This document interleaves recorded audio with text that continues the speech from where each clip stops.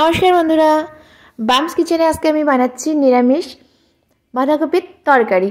তো একটা বাঁধাকপি ভালো করে ধুয়ে আমি কুচিয়ে একদম রেডি করে নিয়েছি। আর এখন গ্যাসের কাছে চলে এসেছি। গ্যাসের উপর একটা কড়াই বসিয়ে দিয়েছি। গ্যাসটা অন করে এখন কড়াইতে দিয়ে দিলাম কিছুটা সর্ষের তেল। আর তেলটা এখন গরম হয়ে গেছে, দিয়ে দিলাম হাফ চামচ পরিমাণ 5 ফোড়ন আর 2টো শুকনো লঙ্কা ফোড়ন। এবার ফোড়নটা একটু ভেজে নিয়ে এর মধ্যে আমি দিয়ে দিচ্ছি আলু আর গাজর কুচি। এই ছোটো ছোটো টুকরো করে রেখেছিলাম কিছুটা আলু আর একটা বড় সাইজের গাজর। তো সেই আলু আর গাজরটা আর কি দিয়ে এখন প্রথমে ভেজে নিচ্ছি কিছুক্ষণ। এবার এর মধ্যে আমি দিচ্ছি কিছুটা আদা বাটা আর 5টা 6টা চেরা কাঁচা লঙ্কা। দিয়ে দিচ্ছি কিছুটা মটর।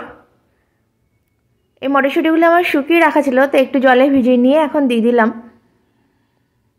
এবার এগুলো ভালো করে ভেজে নিয়ে এর মধ্যে দিচ্ছি 1 চামচ পরিমাণ ধনে গুঁড়ো আর 1 চামচ পরিমাণ জিরে গুঁড়ো।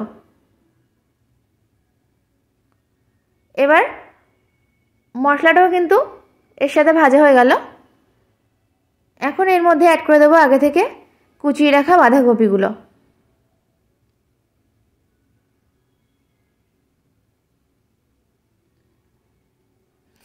তো বাঁধাকপিটা দিয়ে কিন্তু আমি সমস্ত মশলার সাথে ভালো করে মিশিয়ে নেব।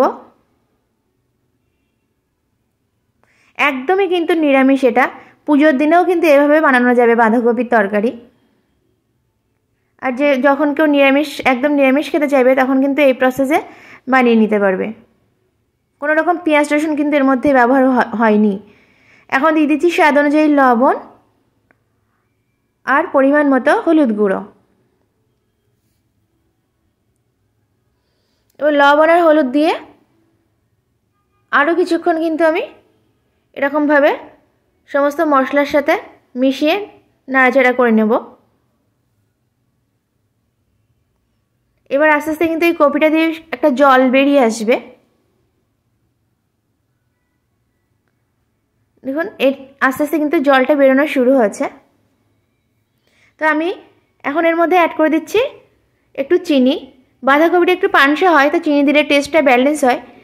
আর আমরা ঘটি বাড়ির তো সেজন্য একটু চিনিটা দিই। তো চিনিটা দেওয়ার পরে একটু জল দিয়ে দিলাম যাতে আলু আর গাজরটা ভালো করে সেদ্ধ হয়ে যায়, সেজন্য একটু জলও দিয়ে দিলাম। এই জলটা শুকিয়ে যাবে আর আলু গাজরটা সেদ্ধ হয়ে যাবে, আর তখনই কিন্তু রান্নাটা কমপ্লিট হয়ে যাবে। এবার আস্তে আস্তে অল্প আঁচে খানিকক্ষণ ধরে কিন্তু এরকম নাড়াচাড়া করতে করতে জলটা কিন্তু শুকিয়ে আসবে। খুব বেশি জল কিন্তু আমি দিইনি, অল্প একটু জল দিয়েছি, ওই আলু আর গাজরটা যাতে সেদ্ধ হয় সেরকম কিন্তু দিয়েছি। এই তরকারিটা রুটির সাথে খুব সুন্দর লাগে, ডালের পাতেও খুব ভালো লাগে। কেউ যদি লুচি বা পরোটার সাথে খেতে চায় সেটাও কিন্তু খেতে পারবে, কোনো অসুবিধা নেই। আমার কিন্তু রান্নাটা রেডি হয়ে গেছে, জলটাও একদম শুকিয়ে এসছে আর আমি এখন গ্যাসটা অফ করে দিয়েছি। এবার কিন্তু এটা খিচুড়ির সাথে আজকে পরিবেশন হবে, যেহেতু সরস্বতী পুজোর দিন আমি রান্না করছি সেই জন্যে। তো আমি এটা খিচুড়ির সাথে পরিবেশন করব। তো একটা বাটিতে কিছুটা তুলে নিয়েছি। আর আমার রেসিপিটা যদি আপনাদের ভালো লাগে অবশ্যই কিন্তু কমেন্ট করে জানাবেন। আর আমার চ্যানেলটিকে সাবস্ক্রাইব করে অবশ্যই আমার পাশে থাকবেন আমার রান্নাগুলো যদি আপনাদের ভালো লাগে।